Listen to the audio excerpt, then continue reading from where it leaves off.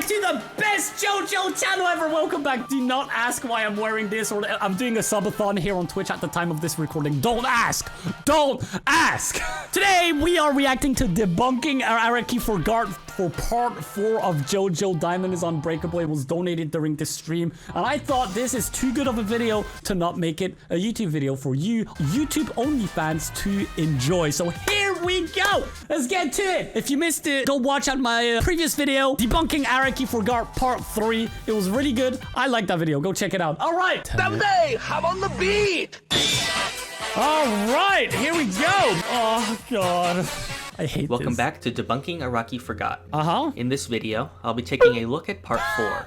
While not as popular as part 3, part 4 still has a huge amount of misinformation surrounding it, so this will probably turn out to be another long video. As a preface to this video, I want to respond to a sentiment I've seen repeatedly in the comments. Obviously, Araki is not a flawless writer. He has no more or less flaws than any other writer out there, and I'll be covering the actual mistakes he's made in a separate video. Oh, As I'd I've like to already watch that. said in my introduction video, I know that some people say it as a joke, but apparently that was not made clear enough, or they just did not watch that video.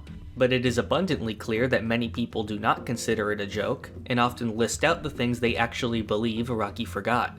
There are a couple thousand comments on each of the previous 3 videos doing so, and I've had I a lot often of show comments those on the previous comments on reaction. screen. For A lot of whatever stupid reason, ones. people I will still deleted say most this. of them because they're Just like because brain you dead. mean it as a joke does not mean that everyone else does. Now let's get along to the video. The first topic is one that I've seen a huge amount of people bring up: Josuke fixing things incorrectly. Early on, some things like the bully's face and Jotaro's hat are fixed incorrectly, but later on this is apparently forgotten, and he is shown to just fix things perfectly. Okay. This one is wrong on multiple levels. First, Josuke has always been able to fix things perfectly. People act like this was a limit on Josuke's ability at the beginning, but the very first thing he has ever shown fixing is the turtle, which was fixed perfectly. After this, the bully's face and Jotaro were fixed incorrectly, while Josuke was mad about his hair. Then he goes on to heal plenty of things perfectly, and then his furniture is still fixed incorrectly after that. He even did it against Angela when he became a rock. Josuke can be seen doing it as late as the Enigma fight when he turned Terunosuke into a book. The incorrect fixing only ever happens when Josuke deliberately does it, or is too mad to care. I have no idea how people can claim it was forgotten when not only does it continue happening, Makes sense. but it is Vegeto not an approved. immediate shift from one to the other. After the death of Josuke's grandfather, Josuke is unable to bring him back to life, which is one of the rules of Josuke's stand. Jotaro says that no stand ability is able to bring a person back from the dead.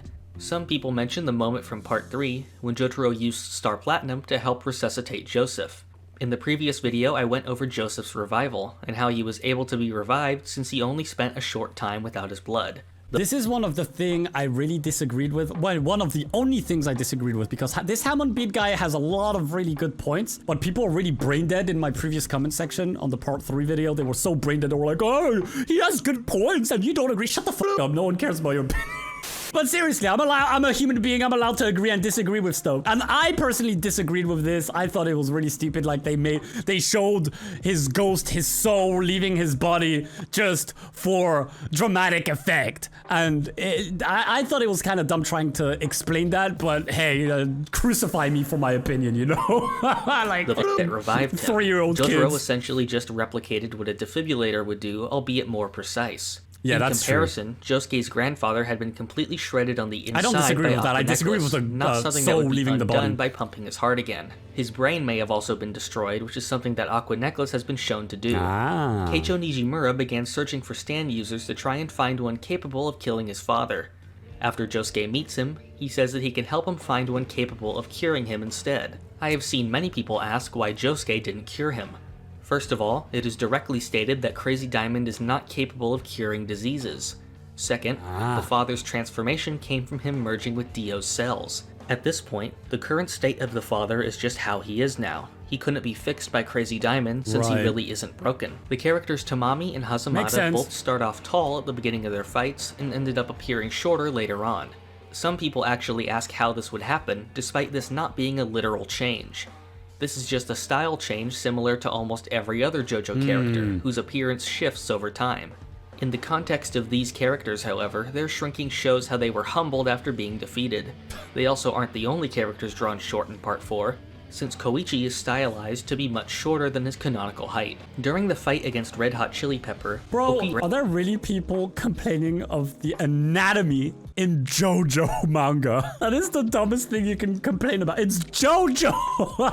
Like, am I going insane, or is it stupid to complain about that? With the hand. This exposes an electrical wire that allows the enemy to JoJo escape. is known for This is wacky seemingly anatomy. inconsistent with the previous examples of his ability, which shows that erased objects will fuse back together, which Okuyasu refers to as teleportation.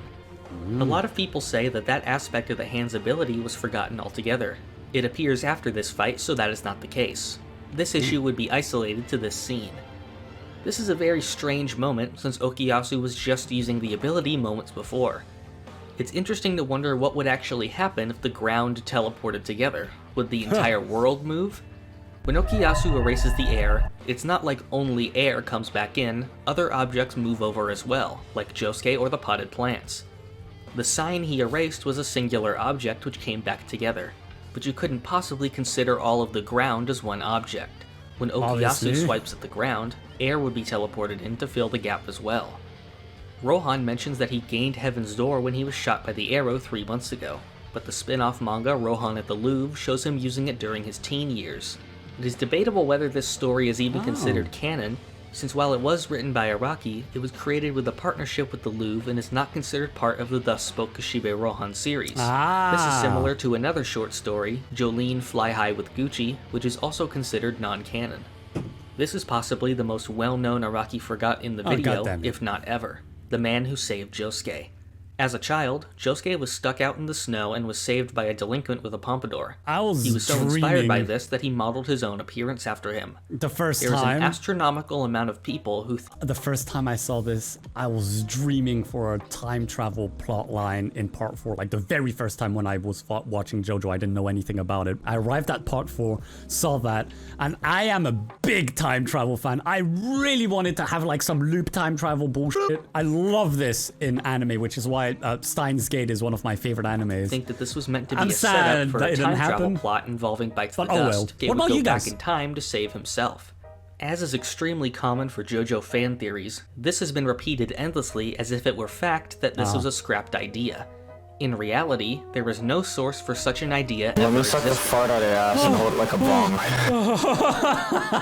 In 1994, while Part 4 was still publishing, Araki said that the flashback was not meant to have relevance later.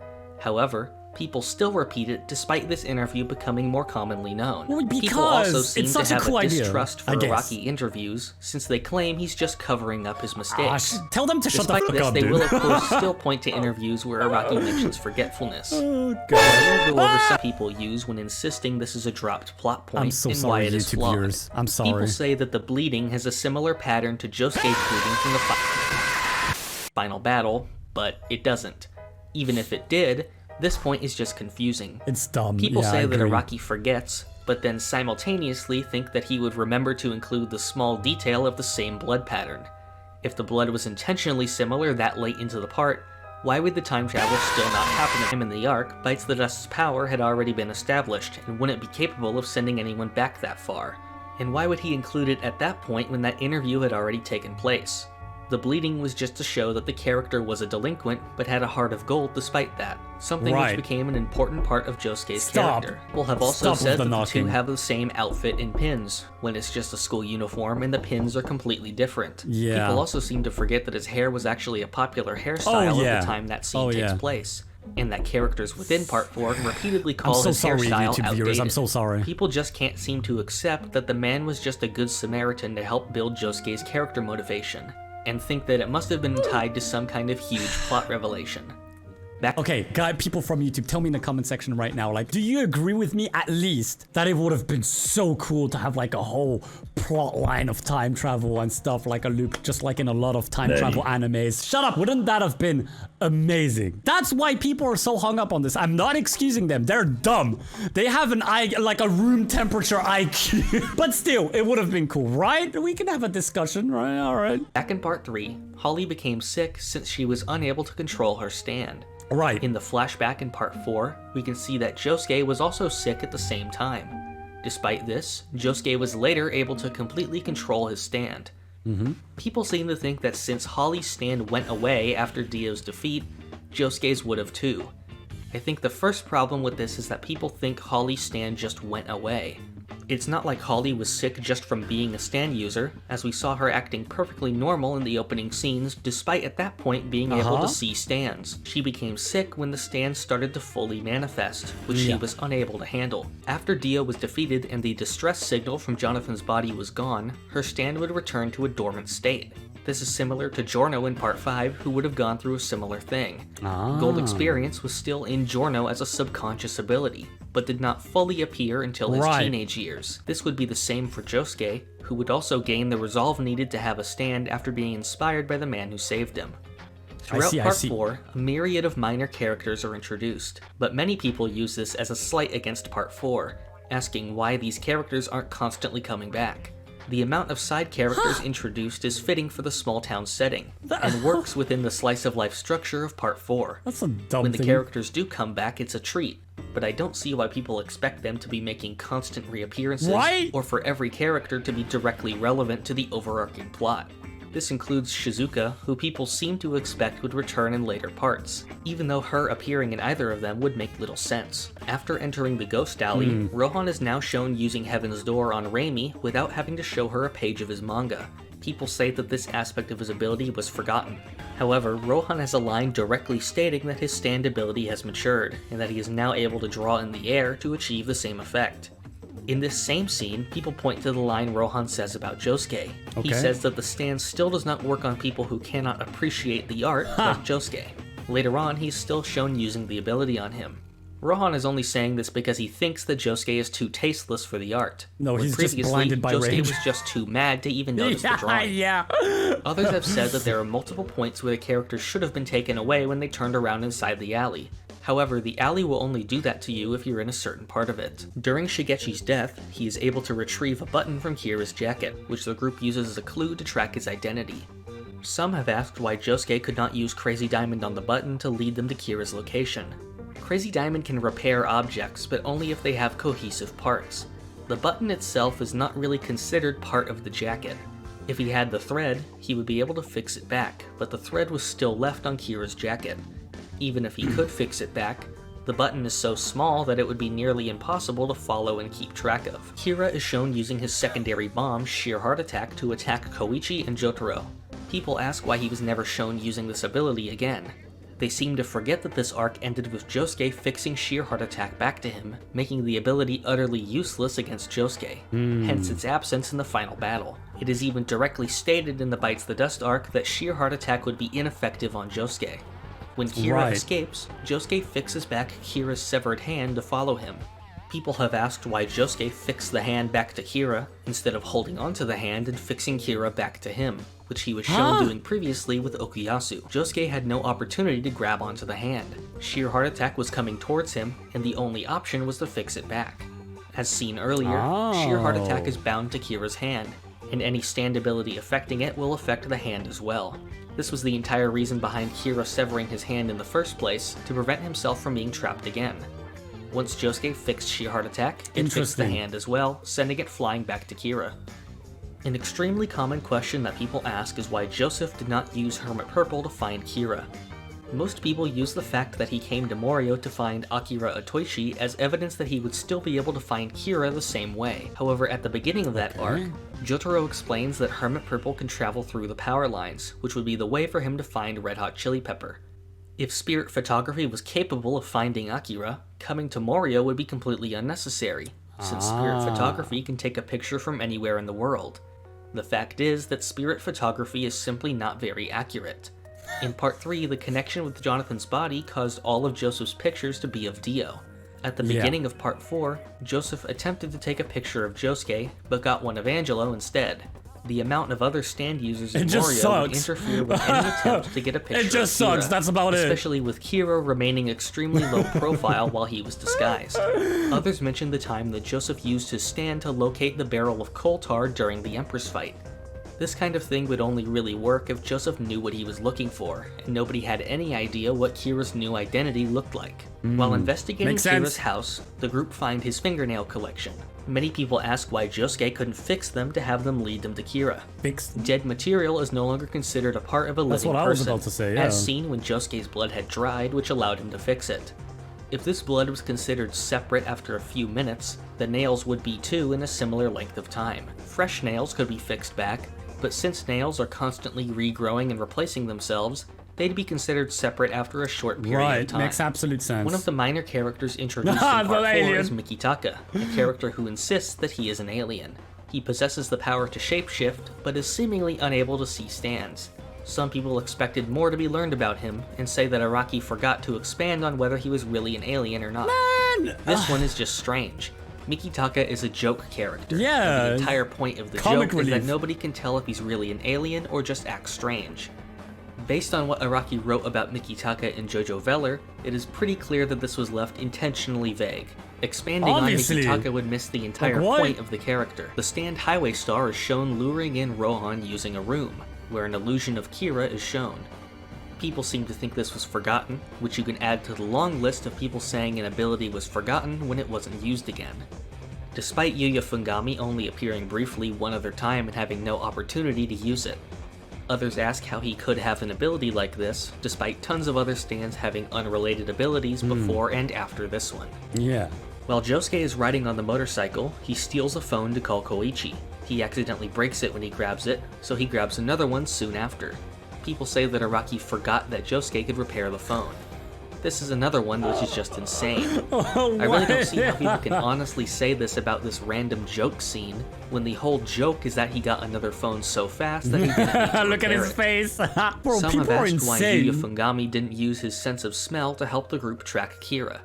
Like with a huge portion of Araki Forgots, there wasn't even an opportunity for this to happen. Josuke got Yuya out of the hospital to find Koichi in the Enigma fight, and meanwhile, Rohan had the new lead on Kira, which led them to the finale. If there was some huge gap between these two events, this would be understandable, but this just comes down to people not even thinking about the course of events. Yeah, Just agreed. like in the previous part, people bring up Starfinger, asking why Jotaro didn't use it in his fights. Considering he only has a few fights, this won't be that hard.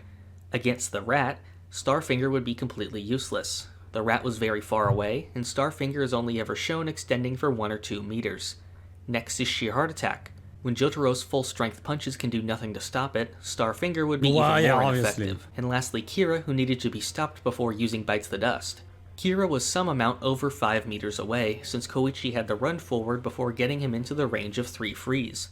This was outside of Starfinger's range. Kira was too far away for Jotaro to get a clear shot in without Koichi's. Now I completely agree with this. I just, if I'm being honest, don't agree with the previous video where they say, yeah, Starfinger shouldn't be used. I think Starfinger would have been really funny to be used a little bit more. It's not, I don't think it's an Araki forgot moment, but I think it would have been cool to see Starfinger more in part 3, no matter what anyone says. But I agree with this, that in part 4, there would have been no use for Starfinger at all. In the Bites the Dust arc, what do you Hayato guys think of becomes this trapped in a time loop. opinion? Rohan reads Hayato's memories, which have premonitions of events that happened soon after.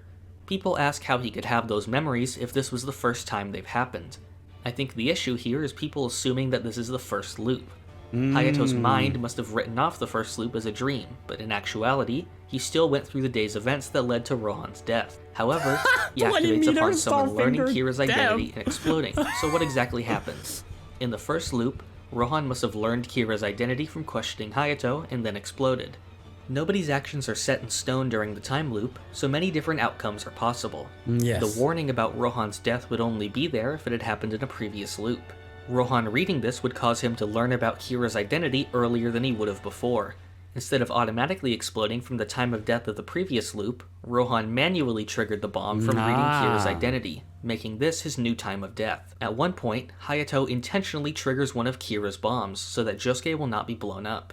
Josuke is able to fix him and prevent his death. People have asked why this would be possible. It seems like people miss that Killer Queen does not create literal explosions. It erases you, and it can be seen with Shigechi that you are alive throughout the entire process.